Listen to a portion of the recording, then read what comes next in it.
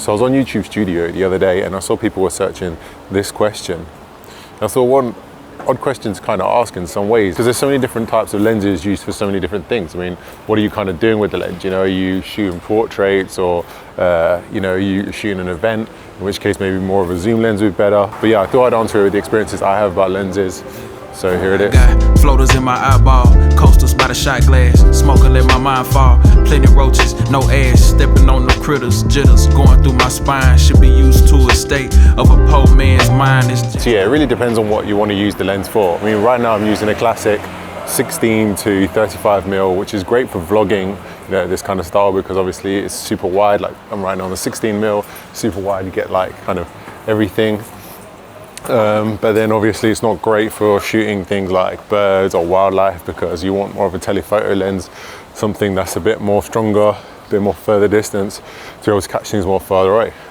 And obviously also you always have the whole prime to zoom lens, which is, you know, a prime is a fixed kind of length. So you get like say a 24mm or a 35mm or a 50mm, and it's kind of stuck in that kind of that length. But then obviously a zoom lens, you get something that goes from like a 16 to a 35, so you can go in those kind of ranges. And for a long time actually, I didn't really want to use zooms at all. I was actually just renting prime lenses. I knew this guy who had all the G Master range, and I would just literally just rent prime lenses. I couldn't stand zoom lenses, and I didn't. Yeah, so I was just basically using prime lenses all the time. Just kind of really preferred the way they looked, and like, you know, you can really get a wide open aperture with them, whereas most zooms really have only got like a 2.8, you know, aperture. So I kind of really just preferred the prime kind of look. But obviously there's also a massive downside to primes. Say you're shooting an event, it can become quite tricky, because, you know, things can be close up, they can be further away. And once you've just got, say, like a 50mm on the camera, then you're kind of stuck with that kind of look, right? You're kind of stuck with the 50mm, you can't really change it. But if you have the opportunity to use the G Master ranges, I would definitely recommend them. I'll actually link them below in the description, so you can see the ones I was kind of using. And like I said, they're amazing. I used to use them a lot for kind of shooting courses and just so many things really. They were just really, really great lenses. But in the end, there was just one lens that I was just constantly using. I was renting it every time I had a job to do, whether I was shooting an event or a photo shoot, everything. I was basically just using this one lens. So in the end, I thought, all right, I've got to buy it. There's PB, no J, Kool-Aid, no sugar, boiling the bath, water for warm showers in winter. And that lens was this. Well, actually, this is the Sigma to 24 to 70.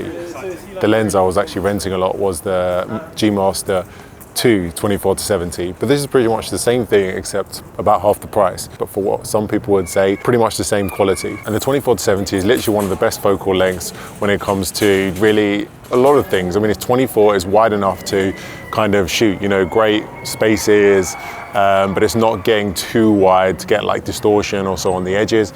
And also the 70 is almost hitting kind of a telephoto. So it's almost like in the middle of a wide and a telephoto. And with a telephoto, obviously it's great because if you're shooting an event or so, you can kind of like get people from far away without getting too much in their face. It's also great for portraits, and when you're capturing people, a telephoto lens normally is a bit more flattering. But I'll lay over some shots that I've been capturing all last year with this lens, and you can see how great the images look. Picture a youngin' that used to live for the summer, skip meals to go run amongst all his peers. Now fast forward up a few years, that giddy little kitty growed up and all of a sudden had to pay bills. My current dichotomy grown from pure curiosity. Guess I didn't know that part of the deal, or know how quick it get real. I can't stress having one of these in your camera bag enough. If you literally have £1,000 or dollars and you can only really get one lens and you need it for professional work, then this is definitely the lens to go for. You can literally scour YouTube and look for any other reviews, and everyone will say that it's literally, you have to have this in your camera bag. Unless you want to stick to Sony, pay a bit more and go for the G Master 2, which is also an incredible lens. I've used that a lot as well. So I really hope that answers your question of what is the best lens.